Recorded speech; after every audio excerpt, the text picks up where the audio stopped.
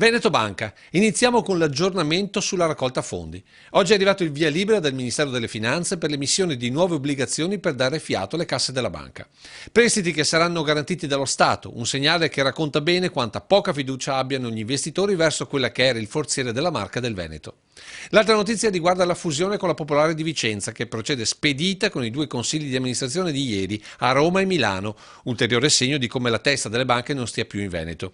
E poi il viaggio di questa mattina di Fabrizio Viola e Cristiano Carus per presentare le carte alla Banca Centrale Europea. Sul piatto un aumento di capitale da 5,7 miliardi, anche se ben informati parlano di non più di 3, e tutti coperti da Atlante, con ulteriore abbassamento del valore del singolo titolo.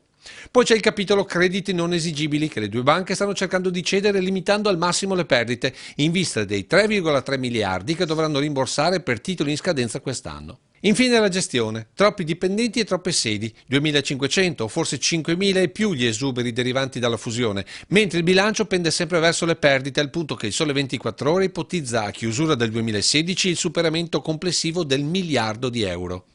E a proposito di banche e media, da registrare il commento amaro dell'avvocato Arman, che con gli altri piccoli azionisti del coordinamento Don Torta è consapevole che oramai tutto viaggi sopra di loro. Per quel che riguarda la fusione, se ne parla da tanto, è un po' la storia del lupo, come scritto nei giornali.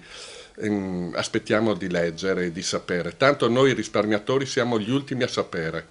Queste banche comunicano prima con i giornalisti e poi con noi risparmiatori. Tanto ce l'hanno detto in faccia, noi siamo noi e voi non siete niente, siete lo 0%.